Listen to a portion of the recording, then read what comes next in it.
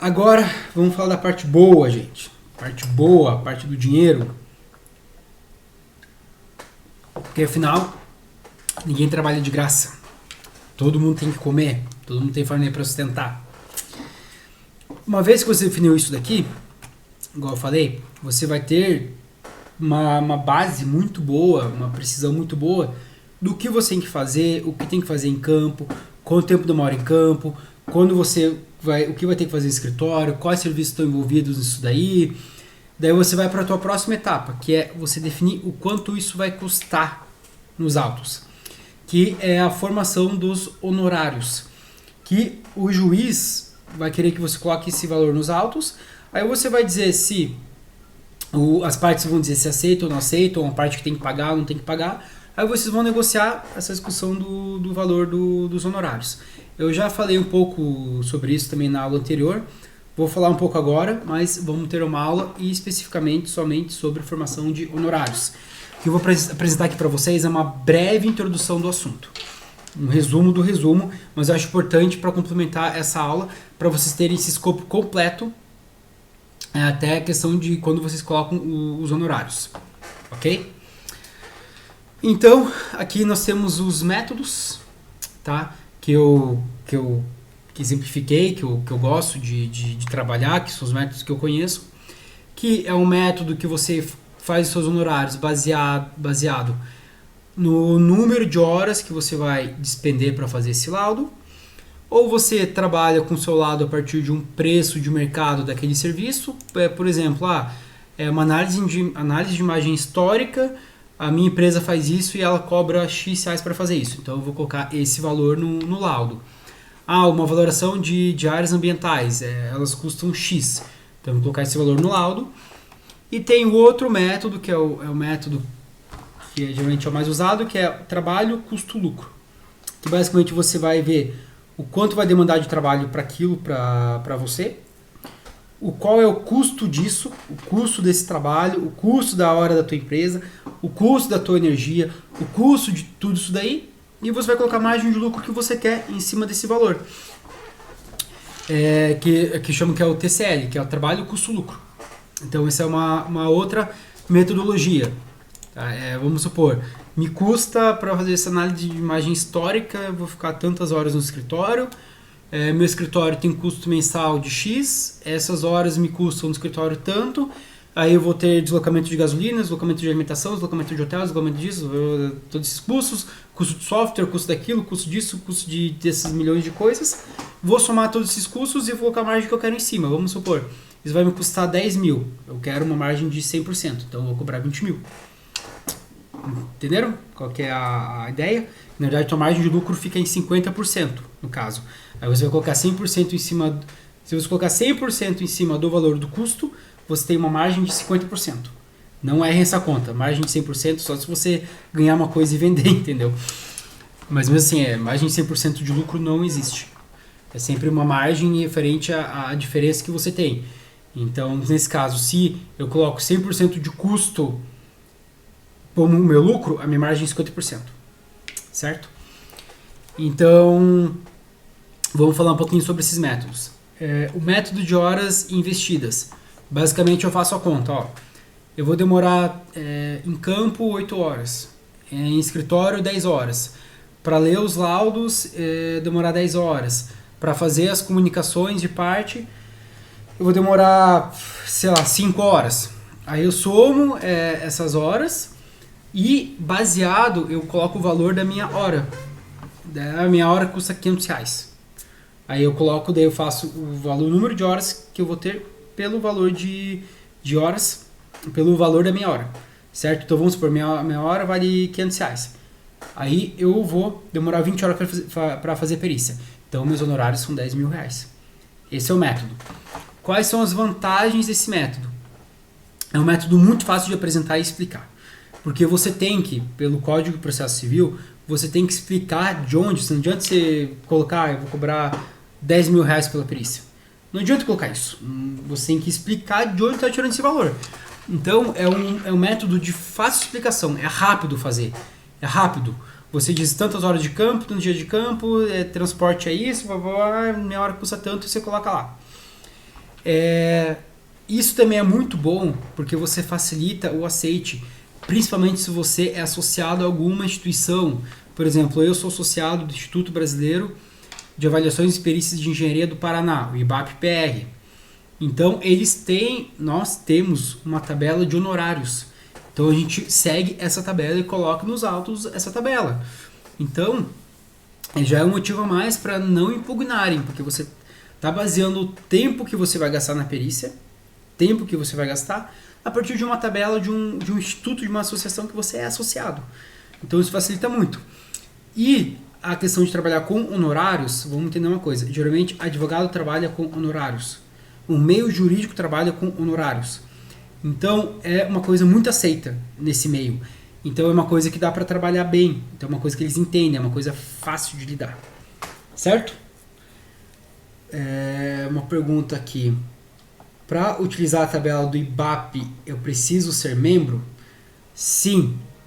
Tem uma tarja gigantesca na tabela falando assim, ó, uso exclusivo de membros, certo? Porém, pessoas que não são do IBAP usam essa tabela também? Sim, elas usam. É ético? É correto? Não. Mas fazem? Sim. Juiz aprova? Sim. Por quê? Porque não tem força de lei.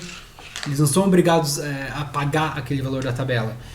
Uma pessoa que está usando aquela tabela não está cometendo um crime, não está indo contra uma legislação. Está sendo antiético. Já aconteceu de assistente técnico, perito querer usar a tabela do IBAP e eu falei, exclusivo para membros, vamos diminuir esse valor e o juiz acaba acatando, sabe? Porque também não é uma coisa muito bem vista, né? Essa questão aí. Mas é exclusivo para membros, mas pessoas de fora usam e o juiz aceita. É legal? Não. E você, assistente técnico, se um perito faz isso e vê que ele não é associado, não está em dia com o IBAP, por exemplo, você pode falar, essa tabela é exclusiva, porque você está usando uma coisa que não diz respeito. Então banque você falar que você quer receber isso. Não fique se apoiando em uma coisa que você não participa, não contribui. Certo? Então, sim, isso pode... não deveria, mas acontece. Não é que não deveria, não tem uma ferramenta legal para bloquear isso. Certo? Respondi a pergunta? Perfeito. Tá. Agora, vamos falar das desvantagens desse método. Qual a primeira desvantagem? É muito fácil você errar a estimativa de tempo despendido. Principalmente quando a gente está tratando de tempo de escritório, tempo de relatório. O tempo de campo não, porque a gente tem, em média, em geral, um zelo maior com o nosso tempo de campo, porque é um custo muito maior a parte de campo. Então, a parte de escritório tem-se uma tendência a errar. E você pode daí estar subestimando, superestimando o valor que você está cobrando. Então tem que tomar muito cuidado com isso. Porque é difícil pensar, vou demorar 8 horas, vou demorar exatamente 8 horas para fazer esse laudo. Você não sabe que você só vai ter noção real do tempo de processamento depois que você coletar os dados. Então, quando você coleta os dados, que você vai ter uma noção real. Só que você tem que dizer o teu tempo, teu custo para o aceite dos honorários. Então, isso é um risco que existe. Outra coisa também que é importante de entender. Esse valor que você colocar dos seus honorários, o que não é muito aceito. Você colocar aqui o valor do honorário, aí colocar mais custo disso, custo daquilo, custo etc. Não. As próprias tabelas de honorário já pressupõem custo de transporte, custo de logística, custo de escritório, custo de software, custo de ART, custo de imposto. Então aquele valor e pronto. Então quando você calcular seus honorários, tenha noção que você tem que colocar todos esses custos, tá?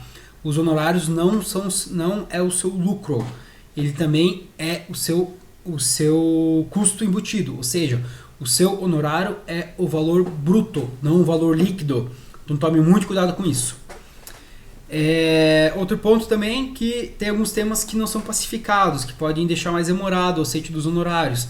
Pode abrir brecha para impugnar seus honorários.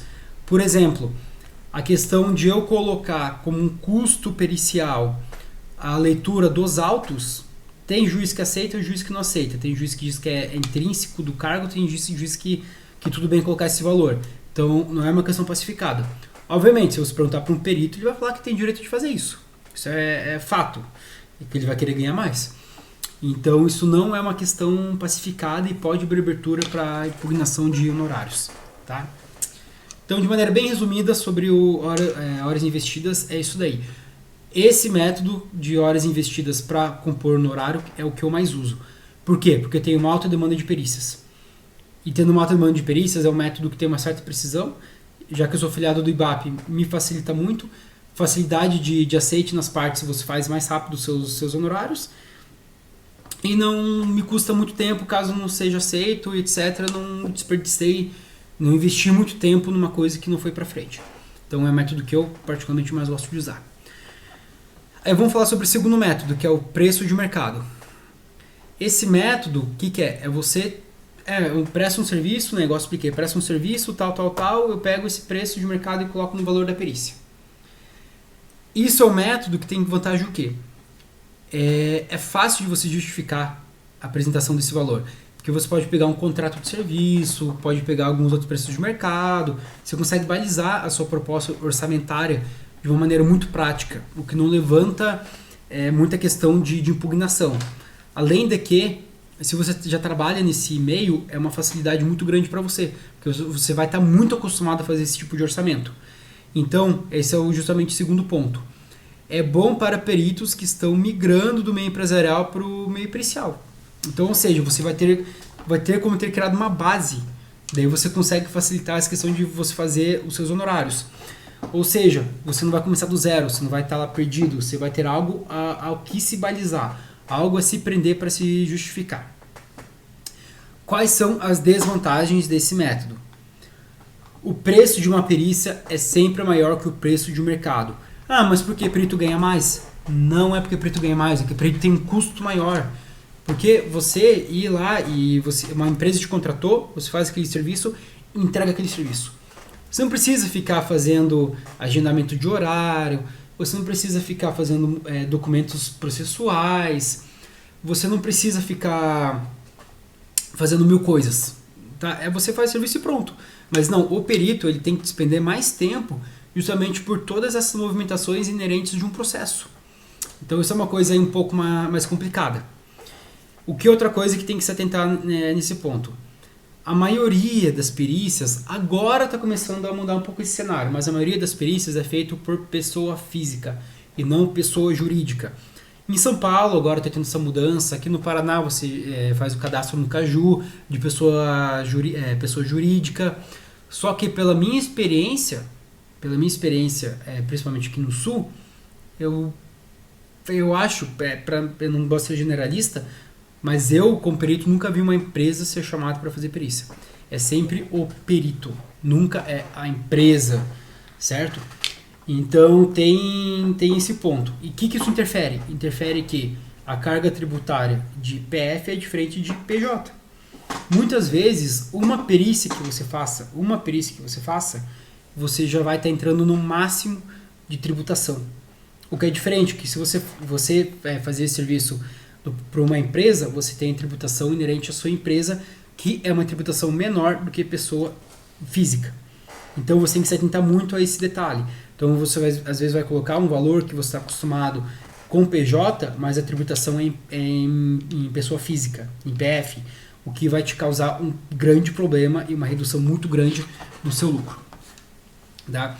Outro problema, não inclui valores relacionados a trabalhos extras referentes ao processo. Isso que eu acabei de falar. Você tem uma série de questões, você às vezes tem que responder a quesitos, responder a dúvidas, responder questionamentos sobre o laudo. Tem juiz que deixa isso acontecer muitas vezes e você vai respondendo. Então você vai ter um dispêndio muito grande aí de tempo, certo? Outra coisa também que não está aqui, mas acho que cabe falar, a demora de recebimento.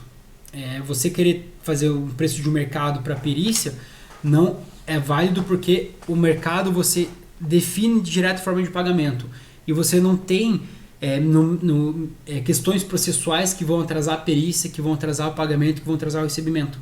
Numa perícia tem, então às vezes você demora anos para receber o seu valor. Então isso é uma outra coisa para ficar muito atento se for usar a questão do preço de mercado. Eu particularmente não recomendo usar. Não recomendo.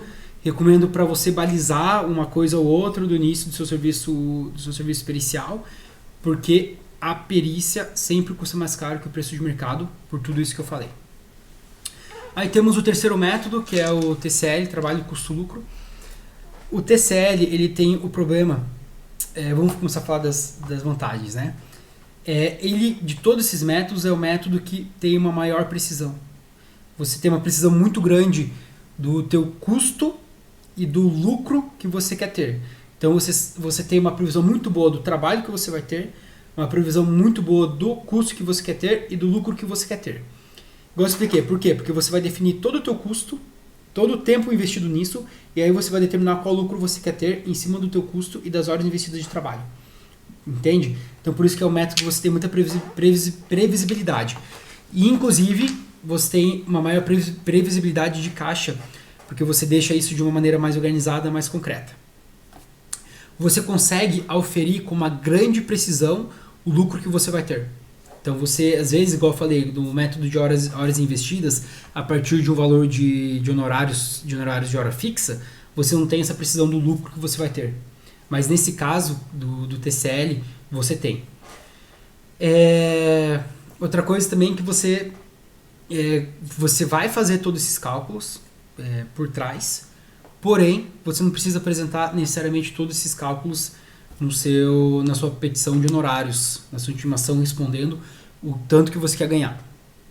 Então você não tem que se preocupar muito com essa de mostrar os cálculos, tá? Então eu sei que muita gente não gosta de abrir os cálculos para entender, então você não precisa demonstrar. Então isso é uma das vantagens geral. Agora, qual que é a maior desvantagem disso? Ele é trabalhoso, ele demanda tempo. E se você tem uma alta demanda de perícia, você vai ter uma problemática que você não vai conseguir aplicar isso daí.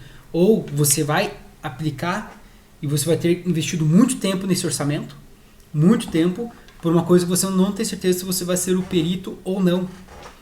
Então esse é o problema. Você vai estar investindo muito tempo por uma coisa que você não sabe o retorno que você vai ter. Então tem que tomar muito cuidado com isso daí.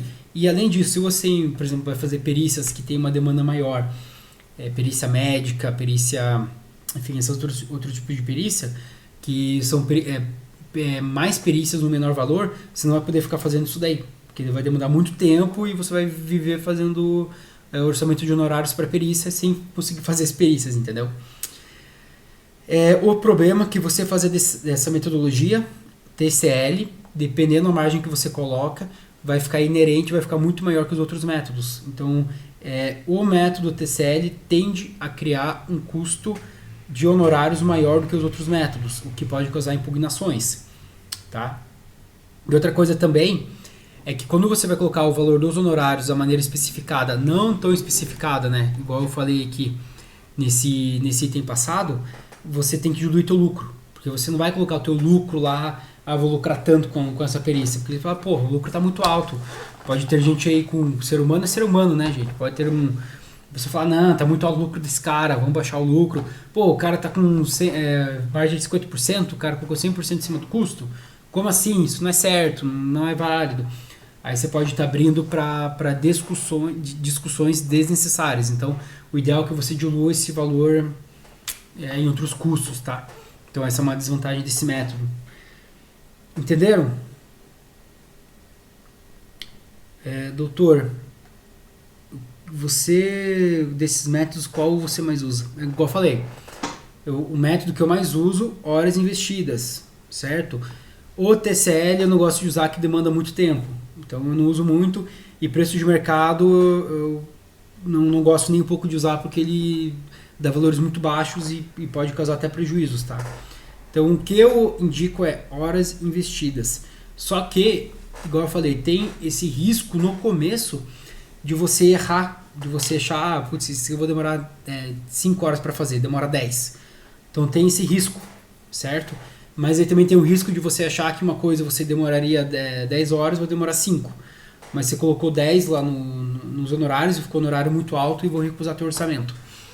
Então tem esses riscos aí de precisão que você só vai conseguir calibrar muito bem isso daí depois que tiver uma certa experiência.